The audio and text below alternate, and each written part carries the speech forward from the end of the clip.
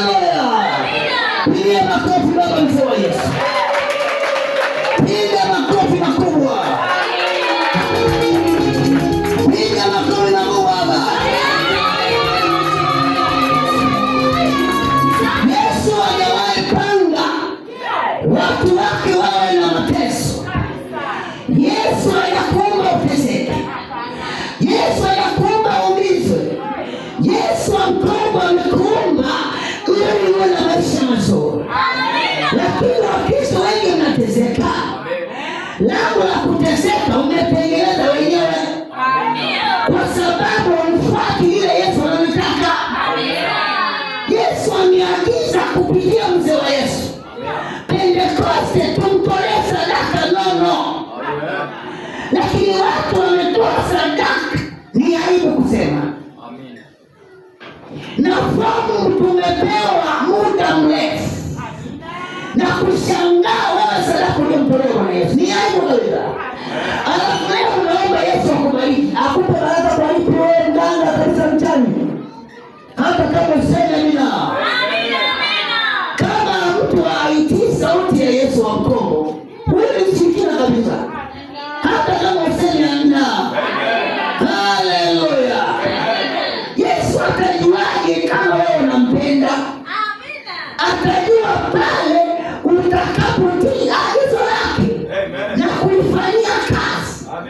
Ndipo atajua kwamba mtu kweli ananipenda. Unataka tu ya Yesu, unataka tu ya Yesu, lakini Yesu humtaki. Akisema umfanyie jambo utaki.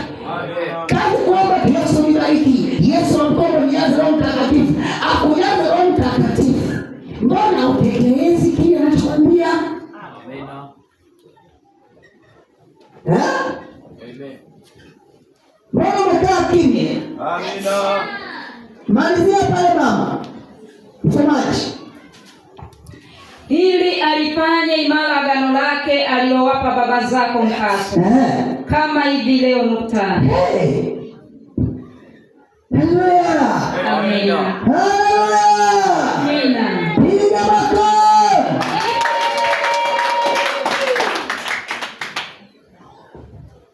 Ukitaka uheshimike, fuata kile Yesu anavyokwambia. Amina. Kwa sababu Yesu anapoachilia mafanikio kwako, lazima aachilie na heshima. Amen.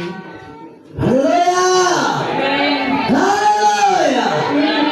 Sasa kwa nini atuzingatie Yesu anayotaka?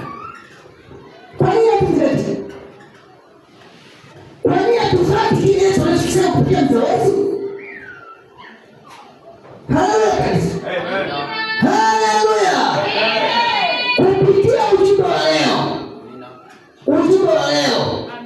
Yesu ameona waumini ndani ya kanisa tumekuwa si waaminifu kwenye upande wa utoaji sadaka. Amen. Tumekuwa ni wachoyo. Haleluya. Tubadilike wapendwa. Utoaji wa sadaka ni